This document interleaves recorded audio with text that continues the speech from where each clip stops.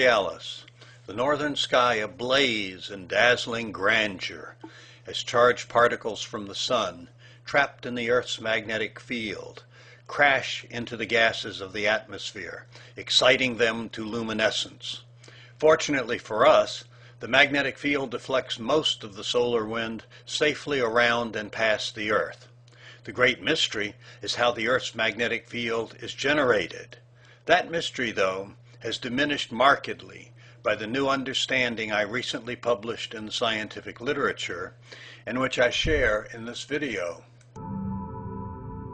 Earth's magnetic field is all around us, but it's invisible. You get a sense of how it might appear by sprinkling iron filings on a piece of cardboard with a magnet held beneath it. The iron filings align themselves with the magnetic field. More than 1,000 years ago, individuals in China discovered that slivers of lodestone, a natural magnet, floated in a bowl of water, quickly assumed a preferred position. That observation led to the development of the magnetic compass, a real bonanza for navigators and hikers.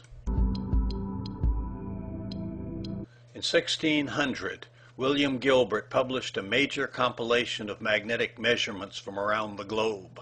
These showed that the Earth itself is like a giant magnet, rather than the magnetism arising from an unknown extraterrestrial source, as supposed by some. About 200 years later, Gauss put those magnetic measurements into a mathematical form, showing that the source of Earth's magnetism is at or very near the center of the Earth. The Earth acts as if it has a bar magnet at its center, but it can't. Inside Earth is too hot for permanent magnets. Moreover, interactions with matter of the Earth drain energy from the magnetic field. This means that some mechanism must exist near the center to produce the Earth's magnetic field, and an energy source must exist to continuously power it. In 1939, Walter Elsasser published his idea that the Earth's magnetic field is generated by a dynamo mechanism in the Earth's fluid core. His idea is now the stuff of textbooks, but there are problems. Serious problems. Elsasser knew that the iron alloy of the Earth's fluid core conducts electricity. He imagined that heat produced at the base of the core would cause convection in the fluid, which would be twisted by the Earth's rotation, producing a dynamo mechanism, a magnetic amplifier. Superficially, at least, that seemed to make sense to the geoscience community for nearly 70 years. But look closely. Watch the celery seeds, dragged along by the flow of water, heated in a beaker on a regulated hot plate. This is convection. Now I covered the beaker with a piece of ceramic tile. Watch what happens to the convection. When a fluid is heated from beneath, it expands, becoming lighter, less dense than the fluid above it. This top-heavy arrangement is unstable, so fluid motions result as the fluid attempts to restore stability. The top-heavy arrangement occurs because the temperature at the bottom is hotter than at the top. By covering the top with ceramic tile, I am preventing heat loss from the top, minimizing the difference in temperature between the top and the bottom, which drives convection. See? Watch. In less than 2 minutes, the convection has slowed markedly.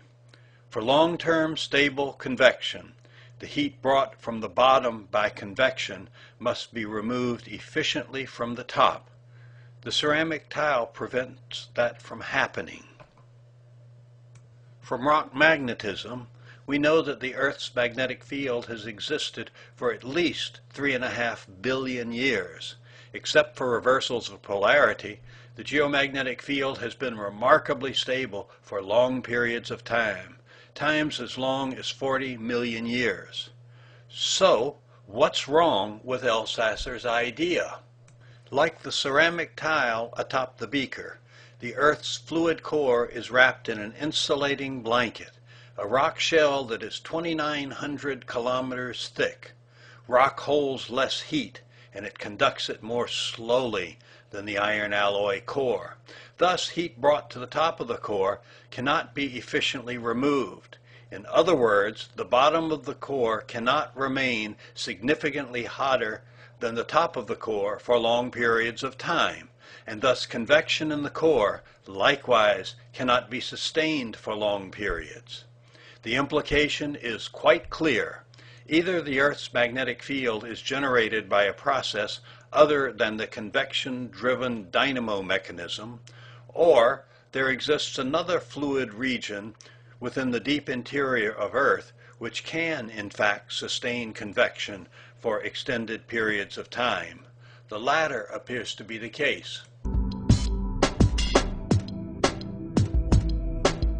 In 1993, I published the first of a series of scientific articles revealing the background, feasibility, and evidence of a natural nuclear fission reactor called the georeactor at the center of the Earth as the energy source for the geomagnetic field.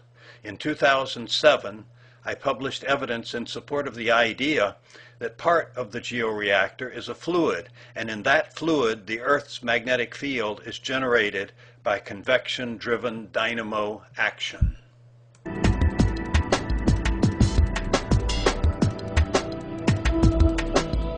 The georeactor, deep within the inner core of the Earth, consists essentially of two parts. The uranium subcore lies at the very center. This is where nuclear fission chain reactions take place that produce the heat. The electrically conducting fluid subshells surrounding the nuclear subcore consist of fission products and products of radioactive decay. The nuclear subcore heats the fluid at the bottom of the subshell, making it lighter, less dense than the cooler fluid at the top. This top-heavy arrangement is unstable, resulting in convection motions of the fluid, which are twisted by the Earth's rotation, creating a dynamo, a magnetic amplifier. Heat brought to the top of the subshell by convection is efficiently removed by the massive thermally conducting heat sink that is the inner core, which is surrounded by an even more massive heat sink, the fluid core. This arrangement assures long-term stable convection within the subshell. The georeactor unit acts as both energy source and convection-driven dynamo mechanism for generating the Earth's magnetic field with no impediments to long-term stable convection. Moreover, neutron-rich radioactive fission products in the subshell assure numerous sources of electrons that can produce magnetic seed fields for the dynamo to amplify. 6 planets and one of Jupiter's moons currently possess internally generated magnetic fields. Our moon and Mars have magnetized areas on their surfaces which seem to indicate the past existence of internally generated magnetic fields. I have suggested georeactor-like nuclear fission reactors are common features of large solar system planetary bodies and are thus responsible for generating and powering their magnetic fields. Science is about discovering the true nature of Earth and universe and sharing that knowledge with people everywhere. That's what I do. My name is Marvin Herndon. I hope you've enjoyed this video. Please visit my website, nuclearplanet.com, for more information and references.